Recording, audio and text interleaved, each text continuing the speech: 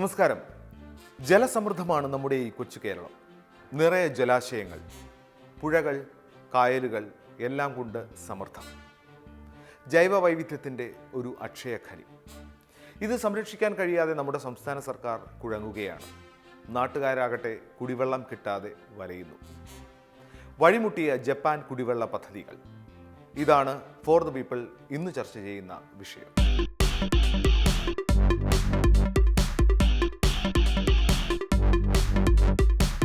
ആലപ്പുഴയിൽ എവിടെ നോക്കിയാലും സർവത്ര വെള്ളമാണ്. കുടിക്കാനൊരിറ്റ് വേണമെങ്കിൽ വള്ളത്തിലോ ലോറിയിലോ പുറത്തുനിന്ന് എത്തിക്കണം. ആലപ്പുഴ ജില്ലയിലെ ഏറ്റവും വലിയ ഭൂപ്രദേശമായ കുട്ടനാട്ടിലാണ് ഈ ദുർഗതി. കാലവർഷക്കാലത്ത് പുരയ്ക്ക് മുകളിൽ വെള്ളം കയറിയാലും കുടിവെള്ളത്തിന് വഴിയില്ല. കായൽ മലിനീകരണവും പാടശേഖരങ്ങളിലെ അമിതമായ കീടനാശിനി പ്രയോഗവും നീരൊഴുക്ക് തടസ്സപ്പെടുത്തിയതുമെല്ലാമാണ് ഈ ജനതയുടെ പൈതൃകം തന്നെ നഷ്ടപ്പെടുത്തിയത്. അനിയന്ത്രിതമായ വയൽ നികത്തൽ കുട്ടനാടിന്റെ ഭൂഗർഭ ജലസ്രോതസ്സുകൾക്കും മരണമണിയായി. ഭരണാധികാരികൾ ഇപ്പോൾ ജീവിതത്തിന് മുന്നിൽ കണ്ണു തുറക്കുന്നില്ല. ഇതിന് പലപ്പോഴും ആയുധമാക്കുന്നത് തണ്ണീർമുക്കം ബണ്ടിനെയാണ്. ഷട്ടറുകൾ യഥാസമയം തുറക്കുകയോ അടയ്ക്കുകയോ ചെയ്യാറില്ല. കാർഷിക കലണ്ടർ പാലിക്കണമെന്ന ദീർഘകാലത്തെ ആവശ്യം നടപ്പിലാക്കാതെ കുട്ടനാടൻ ജനതയ്ക്കുമേൽ അധികൃതർ ഞാണിന്മേൽ കളി തുടരുകയാണ്. ജപ്പാൻ കുടിവെള്ള പദ്ധതി പ്രകാരം തിരുവനന്തപുരം, കൊല്ലം, ആലപ്പുഴ, കോഴിക്കോട്, കണ്ണൂർ ജില്ലയിലുള്ളവർക്ക് കുടിവെള്ളം എത്തിക്കാനായിരുന്നു ലക്ഷ്യം. 2987 കോടി രൂപ വിനിയോഗിച്ച് നടപ്പിലാക്കുന്ന പദ്ധതി 5 പ്ലാന്റിലൂടെ 516 ദശലക്ഷം ലിറ്റർ കുടിവെള്ളം ദിനംപ്രതി വിതരണം ചെയ്യാനായിരുന്നു ലക്ഷ്യമിട്ടത്.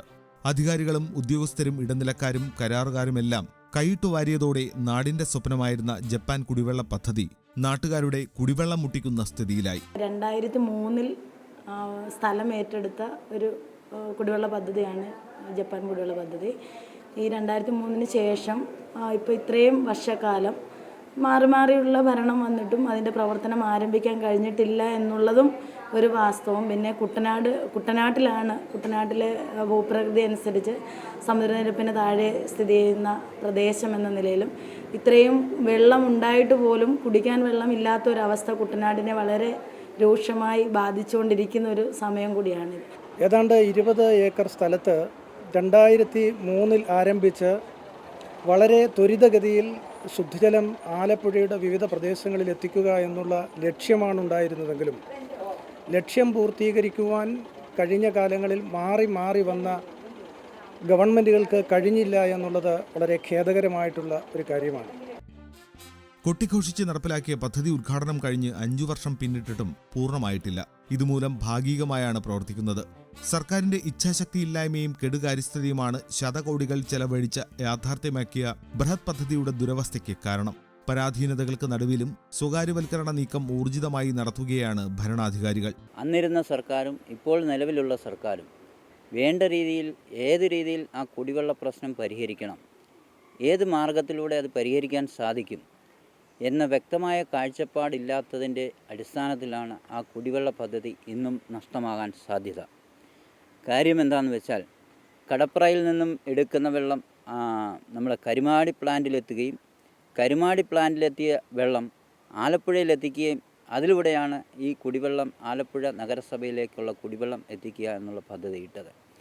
ഈ സമയം വരെയും ഏതു രീതിയിൽ ആ പദ്ധതി പൂർത്തീകരിക്കണം, എല്ലാ സ്ഥലങ്ങളിലും എങ്ങനെ വെള്ളം എത്തിക്കും എന്നുള്ള കാര്യങ്ങൾ പോലും ഇതുവരെ ഹോംവർക്ക് ചെയ്യാതെ വേണ്ട രീതിയിൽ പഠനം നടത്താത്തതിൻ്റെ അടിസ്ഥാനത്തിലാണ് ഈ കുടിവെള്ള പ്രശ്നം ഇന്ന് ഇത്രയും രൂക്ഷം. നോബൽ ടെക് എന്ന് പറയുന്നൊരു കമ്പനിയാണ് ഈ വർക്ക് പിടിച്ചത്. യുദ്ധകാലാടിസ്ഥാനത്തിലായിരുന്നു പണി. കാരണം ഇത് പൈപ്പ് ഇടുന്നതിന് മുമ്പ് തന്നെ ഇതിൻ്റെ ഏതാണ്ട് പണി പൂർത്തീകരിച്ചു. സാധാരണ പൈപ്പ് ഇട്ടതിന് ശേഷമാണ് പൂർത്തീകരിക്കേണ്ടത്. പക്ഷേ പൈപ്പ് എവിടെ നിന്നാണ് ഇടേണ്ടതെന്നുള്ള ആലോചന തുടങ്ങുന്നതിന് മുമ്പ് തന്നെ ഇവിടെ ഈ വെള്ളം ശുദ്ധീകരിക്കാനുള്ള പദ്ധതികൾ തുടങ്ങി. അതുകൊണ്ട് പൂർത്തീകരിച്ചതിന് ശേഷമാണ് ഈ പൈപ്പിടൽ പദ്ധതി തുടങ്ങിയത്. അതിന് പല എതിർപ്പുകൾ, സൈക്കിൾ മുക്കിൻ്റെ അവിടുന്ന് കുടിവെള്ളം കൊണ്ടുവരുന്നതിന് അവിടെയുള്ള ജനങ്ങൾ എതിർപ്പ് പ്രകടിപ്പിച്ചു.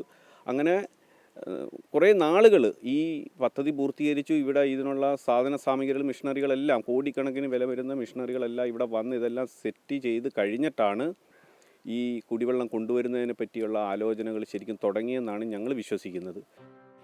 താലൂക്കിലെ 18 പഞ്ചായത്തുകളിലെയും നഗരസഭയിലെയും ജനങ്ങൾക്ക് ശുദ്ധജലം ലഭ്യമാക്കുന്നതിനായിട്ടാണ് കോടികൾ ചെലവഴിച്ച് പദ്ധതി പൂർത്തിയാക്കിയത്.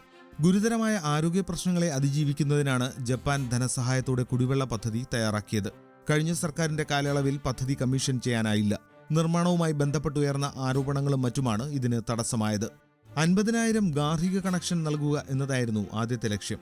ഇതുവരെ നൽകാനായത് 25,000-ൽ താഴെ. ഗുണഭോക്താക്കൾക്ക് മുടക്കുമുതലില്ലാതെ വെള്ളം നൽകുവാൻ സാധിക്കുന്നില്ല എന്നതാണ് പദ്ധതിയുടെ ഏറ്റവും വലിയ പോരായ്മ. ജലവിതരണ ശൃംഖല എത്താത്ത ഇടങ്ങളിലേക്ക് പൈപ്പ് ലൈൻ നീട്ടാൻ ഇതുവരെ പൂർണ്ണമായും സാധിച്ചിട്ടില്ല. കുഴലുകൾ അടിക്കടി തകർന്ന് പദ്ധതിയുടെ പ്രവർത്തനം പൂർണ്ണമായും തടസ്സപ്പെടുന്ന സംഭവങ്ങൾ നിരന്തരമായി ആവർത്തിക്കുന്നു. മൂവാറ്റുപുഴ ആറിൽ നിന്ന് ശേഖരിക്കുന്ന ജലം തൈക്കാട്ടുശ്ശേരി മാക്കേക്കടവിൽ പ്ലാന്റിലെത്തിച്ച് ശുദ്ധീകരിച്ച് വിതരണം ചെയ്യുന്ന തരത്തിലാണ് പദ്ധതി ആവിഷ്കരണം ചെയ്തിരിക്കുന്നത്. ഗുണനിലവാരം കുറഞ്ഞ പൈപ്പുകളാണ് പദ്ധതി നിർമ്മാണത്തിന് ആദ്യം മുതലേ ഉപയോഗിച്ചതെന്ന് വിമർശനവും വ്യാപകമാണ്. നിരവധി പ്രതിസന്ധികൾ ഇതിൻ്റെ തുടക്കത്തിൽ തന്നെ ഉണ്ടായിട്ടുണ്ട്. പ്രകൃതി സ്നേഹികളിൽ നിന്ന്, പരിസ്ഥിതി പ്രവർത്തകരിൽ നിന്നൊക്കെ ആദ്യകാലങ്ങളിൽ പമ്പയിൽ നിന്ന് വെള്ളം ഡ്രില്ല് ചെയ്ത് വെള്ളം അവിടെ നിന്ന് അബ്സോർബ് ചെയ്ത് ഇവിടെ ശുദ്ധീകരിക്കുന്നതിനുള്ള പ്രവർത്തനങ്ങൾക്ക് പരിസ്ഥിതിവാദികൾ തടസ്സമുണ്ടാക്കിയിട്ടുണ്ടായിരുന്നു. യഥാർത്ഥത്തിൽ അതൊക്കെ ഒരു യാഥാർത്ഥ്യമായിട്ട് ഇന്ന് നിലകൊള്ളുകയാണ്. ഇതിൽ നിന്ന് ലിറ്റർ കണക്കിന്, ലക്ഷം കണക്കിന് ലിറ്റർ വെള്ളം ദിനേന ഇവിടെ ശുദ്ധീകരിക്കുന്നതിന് വേണ്ടി തകഴിയിൽ നിർമ്മിച്ചിരിക്കുന്ന ഈ കുടിവെള്ള പദ്ധതിയിലേക്ക് ഈ ജലം എത്തുന്നതോടുകൂടി ഒരു പക്ഷേ ഈ ജലാശയങ്ങളൊക്കെ വറ്റി വരണ്ടു പോകുവാൻ സാധ്യതയുണ്ട് എന്നുള്ള ഒരു യാഥാർത്ഥ്യവും ഈ അവസരത്തിൽ നമുക്ക് വിസ്മരിക്കുവാൻ കഴിയുകയില്ല. ഇതിൻ്റെ പ്രവർത്തനം ഇതുവരെ ആരംഭിച്ചിട്ടില്ല എങ്കിൽ പോലും ഏകദേശം പൈപ്പ് ലൈൻ ഇട്ടിട്ടുള്ള പ്രവർത്തനങ്ങളെല്ലാം തുടങ്ങിയിട്ടുണ്ട്. ഈ അടുത്ത സമയത്ത് തന്നെ അതിൻ്റെ പ്രവർത്തനം ആരംഭിക്കുമെന്നാണ് നമുക്കറിയാൻ കഴിഞ്ഞിട്ടുള്ളത്. പക്ഷേ അതിൽ ഏറ്റവും വലിയൊരു പ്രശ്നം ഇതിൻ്റെ പ്രവർത്തനത്തിൽ അല്ലെങ്കിൽ ഇതിൻ്റെ എസ്റ്റിമേറ്റിൽ തകഴി പ്രദേശത്തെ ഉൾപ്പെടുത്തിയിട്ടില്ല എന്നുള്ളത് ഞങ്ങളെ സംബന്ധിച്ചിടത്തോളം ഏറ്റവും വലിയൊരു പ്രശ്നമാണ്. കുടിവെള്ളത്തിന് ഏറ്റവും കൂടുതൽ ദുരിതം അനുഭവിക്കുന്ന കുട്ടനാടിൻ്റെ ഒരു ഭാഗമായ തകഴി പ്രദേശത്ത്, അതും പ്രത്യേകിച്ച് തകഴിയിൽ റോഡുകളോ മറ്റൊന്നും ഇല്ലാഞ്ഞിട്ട് പോലും ഒരുപാട് ദുരിതങ്ങൾ ഈ കുട്ടനാട്ടിലെ ജനങ്ങൾ അനുഭവിച്ചിട്ടാണ് ഈ കുടിവെള്ള പദ്ധതിയുടെ പ്രവർത്തനത്തിന് വേണ്ട എല്ലാ ഒരുക്കങ്ങളും ഞങ്ങൾ നടത്തി കൊടുത്തിട്ടുള്ളത്. അഴിമതിയിൽ മുങ്ങിക്കുളിച്ചിരിക്കുന്ന ഒരു പദ്ധതി. എവിടേക്കാണ് ഈ ഫണ്ടുകളെല്ലാം പോയത്? ഇതറിയാതെ കുഴങ്ങുകയാണ് ജനങ്ങൾ. ഉദ്യോഗസ്ഥ രാഷ്ട്രീയ നേതാക്കൾ കരാറുകാർക്ക് അനുകൂലമായ നിലപാട് സ്വീകരിക്കുകയായിരുന്നു. പൈപ്പുകളുടെ ഗുണനിലവാരമില്ലായ്മ ചൂണ്ടിക്കാട്ടി വിവിധ സംഘടനകൾ പ്രതിഷേധവുമായി രംഗത്തെത്തിയെങ്കിലും കരാർ കമ്പനി ഇവരെ വേണ്ടവിധം കണ്ടതോടെ പ്രതിഷേധക്കാർ പത്തിമടക്കി. നിർമ്മാണത്തിലെ അശാസ്ത്രീയതയും തട്ടിപ്പുകളും ചൂണ്ടിക്കാട്ടി വിജിലൻസിനടക്കം പരാതി നൽകിയെങ്കിലും രാഷ്ട്രീയ ഇടപെടൽ മൂലം പരാതികൾ അവഗണിക്കപ്പെട്ടു. ഇപ്പോഴത്തെ കായംകുളം MLA ശ്രീമതി പ്രതിഭാകരി തകഴി ഗ്രാമപഞ്ചായത്ത് പ്രസിഡൻ്റായിട്ടിരിക്കുകയാണ്. ഈ കുടിവെള്ള പദ്ധതിയുടെ നിർമ്മാണ പ്രവർത്തനങ്ങൾക്ക് ഇവിടെ തുടക്കമാകുന്നത്. ആ സമയത്ത് ഇത് വയലായിരുന്നു. ഈ വയൽ നികത്തുന്നതിനെതിരെ ഒരു പ്രതിഷേധം ഉണ്ടായിരുന്നു.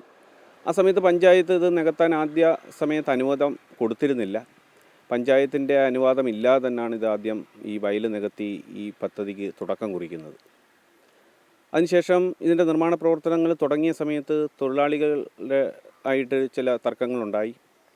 ആ സമയത്ത് ജില്ലാ ലേബർ ഓഫീസറും അതേപോലെ തന്നെ വാട്ടർ അതോറിറ്റിയുടെയും ഒക്കെ ഉദ്യോഗസ്ഥർ എത്തുകയും ഇവിടുത്തെ തൊഴിലാളികളുമായിട്ട് സംസാരിക്കുകയും ഇത് ആലപ്പുഴ നഗരസഭയ്ക്കും അതിനോടൊപ്പം ഏതാണ്ട് 9 പഞ്ചായത്തുകൾക്കും കുടിവെള്ളം ലഭിക്കുന്നതാണ്.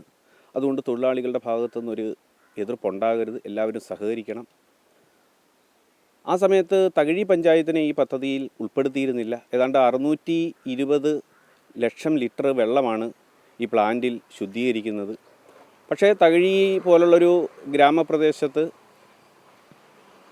ഇഷ്ടംപോലെ തോടുകളൊക്കെ ഉണ്ടെങ്കിലും കുടിവെള്ളം കിട്ടാനില്ലാത്തൊരു പ്രദേശമാണ്.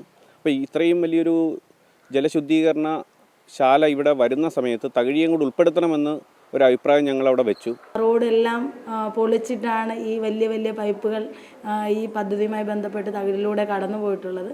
പക്ഷേ ഒരുപാട് ജീവനുകൾ ഈ പൈപ്പ് ലൈൻ വന്നതോടുകൂടി ഒരുപാട് ജീവനുകൾ നഷ്ടപ്പെട്ടിട്ടുമുണ്ട്.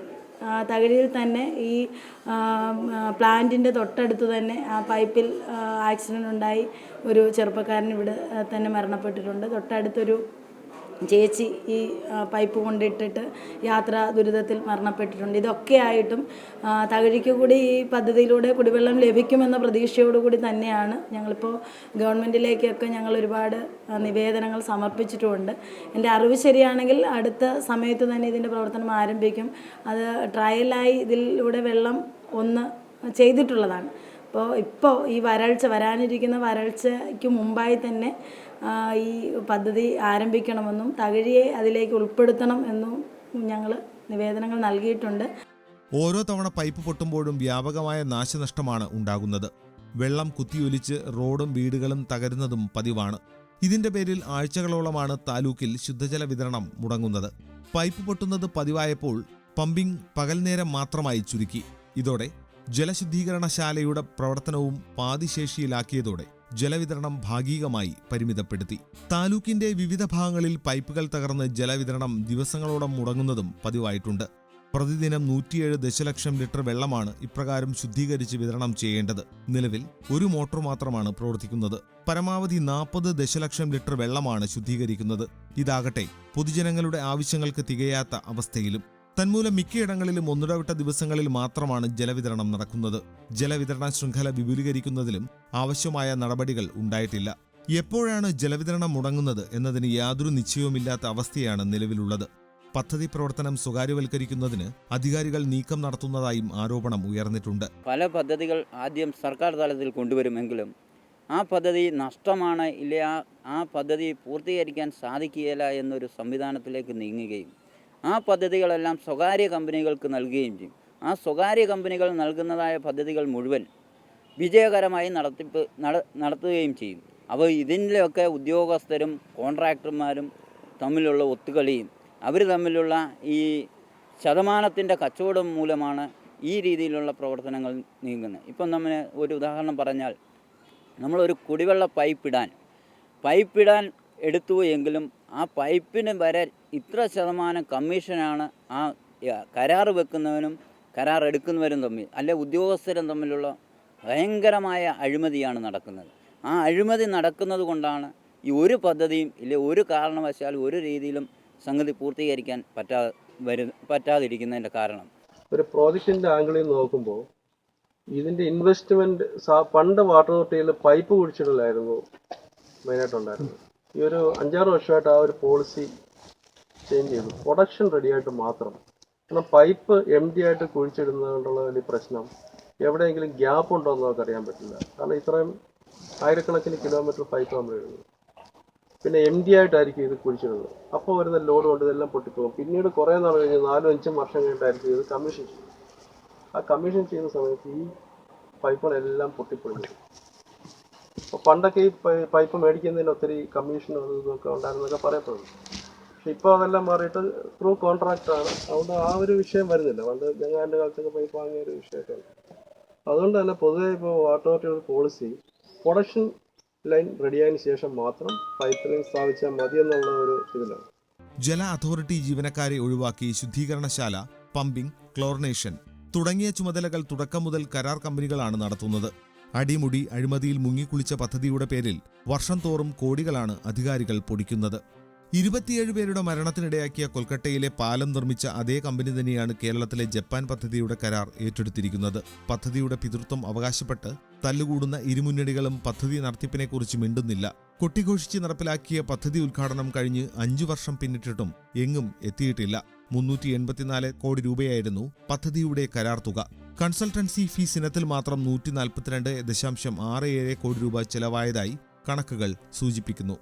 സർക്കാരിന്റെയും ജനപ്രതിനിധികളുടെയും ഇച്ഛാശക്തിയില്ലായ്മയും കെടുകാര്യസ്ഥിതിയുമാണ് ശതകോടികൾ ചെലവഴിച്ച് യാഥാർത്ഥ്യമാക്കിയ ബൃഹത് പദ്ധതിയുടെ ദുരവസ്ഥയ്ക്ക് കാരണം. ജപ്പാൻ കുടിവെള്ള പദ്ധതി ചേർത്തല, ആലപ്പുഴ, തകഴി എന്നീ അമ്പലപ്പുഴ എന്നീ പ്രദേശങ്ങളെ ഉൾപ്പെടുത്തിയാണ് ജപ്പാൻ കുടിവെള്ള പദ്ധതി തയ്യാറാക്കിയതും അതിൻ്റെ പ്രവർത്തനങ്ങൾ ആരംഭിച്ചതും. ആ ജപ്പാൻ കുടിവെള്ള പദ്ധതിയിൽ കോടിക്കണക്കിന് രൂപയുടെ അഴിമതിയാണ് ഉണ്ടാകാൻ ഉള്ള സാധ്യതയാണ് ഈ സ്വകാര്യ കമ്പനികൾക്ക് കൊടുക്കുന്നത്. അല്ലെങ്കിൽ സ്വകാര്യ കമ്പനികൾ അത് ഏറ്റെടുക്കുന്നതോടെ അതിൽ നിന്നും കൊള്ള ലാഭങ്ങൾ എടുക്കുകയും ആ ലാഭത്തിൻ്റെ ഒരു വിഹിതം ആരാണോ ഇത് ചെയ്യുന്നത് അവർക്ക് കമ്മീഷനായി നൽകുന്നതിൻ്റെ ഒരു രഹസ്യ ധാരണയുടെ അടിസ്ഥാനത്തിലാണ് ഈ രീതിയിലേക്ക് സ്വകാര്യവൽക്കരിക്കാൻ വേണ്ടിയുള്ള സംരംഭത്തിലേക്ക് നീങ്ങാനുള്ള കാരണം. ഇത്രയും നല്ലൊരു പദ്ധതി കൊണ്ടുവന്ന് അതിന് ഇവിടുത്തെ ജനങ്ങളും എല്ലാം ഇവിടുത്തെ വയൽ വരെ നികത്തിയാണിത് പൂർത്തീകരിച്ചത്. ജനങ്ങളെല്ലാം അതിനെല്ലാം ഈ കുടിവെള്ള പദ്ധതിക്കായിട്ട് അതിലെല്ലാം സഹകരിച്ചു. എന്നിട്ട് പോലും ഇതിന് വേണ്ടപ്പെട്ട സർക്കാർ സംവിധാനത്തിൽ ഇത് ഉദ്ഘാടനം ചെയ്ത് ഈ കുടിവെള്ളത്തിന് ബുദ്ധിമുട്ടുന്ന ജനങ്ങൾക്ക് ആ കുടിവെള്ളം എത്തിക്കുവാൻ ഉള്ള യാതൊരു നടപടിയും ഇതുവരെ ഉണ്ടായി കാണുന്നില്ല. അതേപോലെ ഈ കുടിവെള്ള പദ്ധതിക്ക് വേണ്ടി ഈ റോഡ് കുഴിച്ചിട്ട് അത് പൂർത്തീകരിക്കുവാൻ, ആ റോഡിൻ്റെ അറ്റകുറ്റപ്പണി ചെയ്യുവാൻ PWDയും ഗുരുതരമായ അനാസ്ഥയാണ് കാണിക്കുന്നത്. കേരളത്തിൽ കടലും പുഴയും കായലും എല്ലാം കൊണ്ട് ജലസമൃദ്ധമാണ് ആലപ്പുഴ ജില്ല. ജലം ആവോളമുണ്ട്. പക്ഷേ കുടിവെള്ളക്ഷാമം ഇവിടെ അതിരൂക്ഷമാണ്. ഏതാണ്ട് 12 ലക്ഷത്തോളം പേർക്ക് ഇവിടെ കുടിവെള്ളമില്ല. ഇത് പരിഹരിക്കാനായി ആവിഷ്കരിക്കപ്പെട്ടതാണ് ഇവിടുത്തെ ജപ്പാൻ കുടിവെള്ള പദ്ധതി. പക്ഷേ ആർക്ക് എന്ത് പ്രയോജനം? ആലപ്പുഴ ജില്ലയിലെ കുടിവെള്ളക്ഷാമം പരിഹരിക്കാനായി ആവിഷ്കരിക്കപ്പെട്ട പദ്ധതികളൊന്നും ലക്ഷ്യം കാണാതായതോടെ 12 ലക്ഷത്തോളം പേർക്ക് ശുദ്ധജലം കിട്ടുന്നില്ല. കായലും പുഴയും കൊണ്ട് സമ്പന്നമായ ജില്ലയാണ് ആലപ്പുഴ. പകുതിയോളം ജനതയ്ക്ക് ഈ ദുർഗതി അനുഭവിക്കേണ്ടി വരുന്നത് സർക്കാരിന്റെ കെടുകാര്യസ്ഥതയല്ലാതെ മറ്റൊന്നുമല്ല. വൻതുക അടച്ച് ഗാർഹിക കണക്ഷൻ എടുക്കുന്നവർക്കും ഇപ്പോൾ വെള്ളം കിട്ടുന്നില്ല. ഇടയ്ക്കിടെ പൈപ്പ് പൊട്ടുന്നതും ദിവസങ്ങളോളം ജലവിതരണം മുടങ്ങുന്നതും പതിവാണ്. ആലപ്പുഴ നഗരത്തിലടക്കമുള്ള RO പ്ലാന്റുകളിൽ ഭൂരിഭാഗവും പ്രവർത്തനരഹിതമാണ്. പമ്പിംഗ് തകരാറും ഓപ്പറേറ്റർമാരുടെ കെടുകാര്യസ്ഥതയും ജലവിതരണം അവതാളത്തിലാക്കി. ആലപ്പുഴ ജില്ലയിൽ എവിടെ നോക്കിയാലും വെള്ളമാണ്, പക്ഷേ കുടിക്കാൻ ഒരു തുള്ളി വെള്ളമില്ല എന്ന് പറഞ്ഞത് വളരെ സത്യമായ കാര്യമാണ്. ഏത് പ്രദേശത്ത് നോക്കിയാലും വെള്ളങ്ങൾ കാണാം, പക്ഷേ കുടിക്കാൻ ഒരു തുള്ളി വെള്ളമില്ല. ഏത് രീതിയിൽ ഇതിനെ ശുദ്ധീകരിച്ച് ജനങ്ങൾക്ക് എത്തിക്കാൻ സാധിക്കും എന്നുള്ള പഠനങ്ങൾ പോലും നടത്താൻ മാറി മാറി വരുന്ന ഒരു സർക്കാരും ഇതുവരെ മുൻകൈ എടുത്തിട്ടില്ല. ആ ഒരു കാരണത്താലാണ് ഈ പല കുടിവെള്ള പദ്ധതികൾ പലതും നടപ്പാക്കിയാലും യാതൊരു വിധത്തിലുള്ള കുടിവെള്ള പദ്ധതികളുടെ പൂർത്തീകരണത്തിലേക്ക് എത്താൻ പോകാതെ സാധിക്കുന്നത്. വെള്ളം കൊണ്ടുവരുന്നതും അതേപോലെ ഇവിടുന്ന് ആലപ്പുഴയിലേക്ക് എത്തിക്കുന്ന വർക്കുകളും ഏതാണ്ട് പൂർത്തീകരിച്ചിട്ടുണ്ട്. ഇപ്പോൾ തകഴി പഞ്ചായത്തിനെയും കൂടെ ഈ വർക്കിൽ ഉൾപ്പെടുത്തിയതായിട്ട്, ഇവിടുന്നുള്ള വെള്ളം തകഴി പഞ്ചായത്തിനും കൂടെ അനുവദിച്ചതായിട്ടാണ് അറിയാൻ കഴിയുന്നത്. എന്തു തന്നെ ആയാലും ഇപ്പോൾ ഇത് പൂർത്തീകരിച്ചു. പൈപ്പിൻ്റെ വർക്കും ഏതാണ്ട് പൂർത്തീകരിച്ചിട്ടും ഇത് ഓപ്പൺ ആകാത്ത, ഇതിൻ്റെ ടെസ്റ്റിങ്ങും ഒക്കെ കഴിഞ്ഞെന്നാണ് അറിഞ്ഞത്. പക്ഷേ ഇതുവരെ ഇത് ഓപ്പൺ ആയിട്ടില്ല. ഇവിടെ ഈ പൈപ്പിടലുമായിട്ട് ബന്ധപ്പെട്ട് ഇവിടുത്തെ ജനങ്ങൾ ബുദ്ധിമുട്ടിയത് വലിയ, നമുക്ക് പറഞ്ഞറിയിക്കാൻ പറ്റാത്ത ഒരിതാണ്. നിരന്തരം ഇവിടെ വാഹനങ്ങൾ താഴുന്നൊരവസ്ഥയായിരുന്നു. നിരവധി ഏതാണ്ട് ഒരു വർഷത്തിലധികം ബസ്സുകൾ ഇതുവഴി പോകാത്ത. ഇവിടെ തകഴി ഒരു 150 മീറ്റർ അപ്പുറത്ത് ലെവൽ ക്രോസാണ്, തകഴിയിലെ പ്രധാന ലെവൽ ക്രോസ്. അവിടെ വാഹനങ്ങൾ അപ്പുറവും ഇപ്പുറവും വന്ന് മണിക്കൂറുകളോളം ബ്ലോക്കായി കിടക്കുന്ന ഒരവസ്ഥ. ഒരു വശത്ത് ജലക്ഷാമം രൂക്ഷമാണ്, മറ്റൊരു വശത്ത് പദ്ധതി തകരാറിലായി. ശൃംഖലയുള്ള ചിലയിടങ്ങളിൽ 3 നാൾ വരെ ഇടവേളകളിലാണ് വെള്ളം എത്തുന്നത്. മാത്രമല്ല പദ്ധതിയുടെ പ്രവർത്തനം പ്രതിസന്ധിയിലേക്കാണ് നീങ്ങുന്നത്. അസംസ്കൃത ജലത്തിന്റെ ലഭ്യതയിലെ പരിമിതിയാണ് ഇതിന് കാരണം. പോള നിറഞ്ഞ തോടുകൾ, അതുപോലെ തന്നെ വിഷലിപ്തമായിട്ടുള്ള ഒരവസ്ഥ ഈ കാർഷിക മേഖലയിൽ നിന്ന് പുറപ്പെടുവിക്കുന്ന ഈ വേസ്റ്റുകൾ ഒക്കെ തന്നെ ഇത് വിഷലിപ്തമായി മാറുവാനും അതുപോലെ തന്നെ അത് മലീമസമായിട്ട് മാറുവാനും കഴിയുന്ന ഒരവസ്ഥയുണ്ടായപ്പോൾ ഇതുപോലെയുള്ള കുടിവെള്ള പദ്ധതികൾ വളരെയധികം അത്യന്താപേക്ഷിതമായിട്ട് നിലകൊള്ളുന്ന ഒരു കാലഘട്ടത്തിൽ പോലും ഇതിന് പരിഹാരമുണ്ടാക്കുവാൻ അധികാരികളുടെ ഭാഗത്തു നിന്ന് വളരെ കൃത്യമായൊരു നിലപാട് ഉണ്ടാകുന്നില്ല എന്നുള്ളതാണ് കാര്യം. കുട്ടനാട്ടിലെ ഒരു ഭൂപ്രകൃതി അനുസരിച്ച് ഒരുപാട് നദികളും കായലുകളും ഒക്കെ ഉണ്ട് എങ്കിൽ പോലും അതൊക്കെ ഇപ്പോൾ ജനങ്ങൾക്ക് ഉപയോഗപ്രദമല്ലാത്തൊരവസ്ഥയിലും നിലനിൽക്കുകയാണ്. പായൽ പോലെയുള്ള ഇത് മുഴുവൻ തോടുകളും നിറഞ്ഞ് അത് ഒരു ഉപയോഗത്തിനും എടുക്കാൻ പറ്റാത്തൊരു സാഹചര്യത്തിൽ നിൽക്കുകയും പായലൊന്നും മാറ്റം ചെയ്യുന്നതിനും ഈ നദികൾ സംരക്ഷിക്കപ്പെടുന്നതിനും തൊഴിലുറപ്പ് പദ്ധതി പോലും ഉപയോഗപ്രദമാക്കാൻ പറ്റാത്തൊരു സാഹചര്യം കൂടി നിലനിൽക്കുന്ന ഒരു സാഹചര്യത്തിൽ ഈ പദ്ധതി ഉടൻ തന്നെ ആരംഭിക്കും എന്ന പ്രതീക്ഷ ഉണ്ട്. സർക്കാർ തലത്തിൽ കായൽ നിലങ്ങൾ കയ്യേറുന്നതും അനധികൃത പാടങ്ങൾ നികത്തുന്നതിനുമൊക്കെ ശക്തമായ നിയമ നടപടികൾ ഉണ്ട്. എങ്കിലും യാതൊരുവിധ ഉദ്യോഗസ്ഥരുടെയും ഭരണകർത്താക്കളുടെയും രാഷ്ട്രീയ പാർട്ടികളുടെയും സ്വാധീനം മൂലം യാതൊരു വിധത്തിലുള്ള കയ്യേറ്റങ്ങൾ ഇന്ന് നിയന്ത്രിക്കാനോ അവരെ നിലയ്ക്ക് നിർത്താനോ സാധിച്ചിട്ടില്ല. പല സ്ഥലങ്ങളിലും വ്യാപകമായ കയ്യേറ്റങ്ങളുണ്ട്. ആദ്യം ഏതെങ്കിലും ഒരു രാഷ്ട്രീയ പാർട്ടി കൊണ്ട് കൊടികുത്തും, അവരുടെ നേതാക്കളെ പോയി കണ്ട് അവർക്ക് ചില്ലറ കൊടുക്കുമ്പോൾ അവർക്കെന്താണോ ആഗ്രഹിക്കുന്നത് അത് കൊടുത്തു കഴിയുമ്പോൾ രായ്ക്ക് രാമായണം ആരും അറിയാതെ ആ കൊടികൾ ഊരി മാറ്റുകയും അവർക്ക് ഇഷ്ടം പോലെ നികത്താനുള്ള ഒരു അവസരം കൂടെ ഒരു രാഷ്ട്രീയ പാർട്ടിയല്ല, എല്ലാ രാഷ്ട്രീയ പാർട്ടികൾക്കും ചെയ്യുന്നത് ഈ തരത്തിലുള്ള പ്രവർത്തനമാണ്. അതുകൊണ്ടാണ് ഇന്ന് കായൽ മേഖലയും അതുപോലെ പാടശേഖരങ്ങളും വ്യാപകമായി കുട്ടനാട്ടിലും കുട്ടനാടിൻ്റെ പരിസര പ്രദേശങ്ങളും നികത്തി ആലപ്പുഴ ജില്ലയിലെ വിവിധ പ്രദേശങ്ങൾ, ആലപ്പുഴയിലെ ഒരു പ്രദേശമല്ല എല്ലാ പ്രദേശങ്ങളിലും വ്യാപകമായ നിലം നികത്തലും കായൽ കയ്യേറ്റങ്ങളും നടക്കുന്നത്. വരൾച്ചയുടെ ഭീകരത അതിജീവിക്കാൻ വെള്ളത്തിന്റെ ഉപയോഗം പരിമിതപ്പെടുത്തുവാനാണ് ജല അതോറിറ്റി പൊതുജനങ്ങൾക്ക് നൽകുന്ന ഉപദേശം. എന്നാൽ സർക്കാർ പദ്ധതിയിൽ ശുദ്ധജലം പാഴാക്കുന്നത് തടയാൻ നടപടിയില്ല. വാൽവുകളിലൂടെ വെള്ളം വൻതോതിൽ പാഴാക്കുന്നത് മാത്രമല്ല ചോർച്ചയിലൂടെ സംഭവിക്കുന്നത്. വിലപിടിപ്പുള്ള വാൽവുകൾ ദ്രവിച്ച് നാശോന്മുഖമാകുന്നു. മണ്ണിനടിയിൽ കിടക്കുന്ന പുരാവസ്തു പോലെയാണ് ചോർച്ചയുള്ള വാൽവുകളുടെ അവസ്ഥ. അപ്പോൾ അധികാരികൾ കണ്ണു തുറക്കുന്നില്ല. ജപ്പാൻ പദ്ധതിയിലെ വിതരണ ശൃംഖലയുടെ അറ്റകുറ്റപ്പണിക്ക് ചുമതല നൽകിയിട്ടുള്ള കരാർ കമ്പനിയാണ് ഈ ജോലി ചെയ്യുന്നത്. അതിന് നടപടി സ്വീകരിക്കേണ്ടത് ബന്ധപ്പെട്ട ഉദ്യോഗസ്ഥരും. ഏതായാലും കേരളത്തിൽ വേനൽ കനക്കാൻ പോവുകയാണ്. കുടിവെള്ളക്ഷാമം ഇനിയുള്ള ദിവസങ്ങളിൽ രൂക്ഷമാകാൻ പോകുന്നു. 8 വർഷത്തോളമായി ജപ്പാൻ കുടിവെള്ള പദ്ധതി ആവിഷ്കരിച്ചിട്ട് ഇപ്പോഴും അത് യഥാവിധി പ്രവർത്തിക്കുന്നില്ല. എന്താണ് ഇതിനു വേണ്ടി ചെയ്യേണ്ടത്? ജനങ്ങളോടൊപ്പം സർക്കാരും അണിചേർന്ന് ഈ പദ്ധതി നടപ്പിലാക്കാനുള്ള ഏറ്റവും ശക്തമായ പ്രയത്നമാണ് ഇവിടെ സ്വീകരിക്കേണ്ടത്. ഫോർ ദ പീപ്പിളിൻ്റെ ഈ അധ്യായം ഇവിടെ അവസാനിക്കുന്നു. പക്ഷേ കേരളത്തിൽ അങ്ങോളം ഇങ്ങോളമുള്ള നിങ്ങളെ ബാധിക്കുന്ന വിഷയങ്ങൾക്ക് വേണ്ടിയുള്ള അതിന് പരിഹാരം തേടിയുള്ള അന്വേഷണം ഞങ്ങളുടെ അണിയറ പ്രവർത്തകർ നടത്തിക്കൊണ്ടേയിരിക്കുകയാണ്. ഏതായാലും അടുത്തയാഴ്ച കാണും വരയ്ക്കും നമസ്കാരം.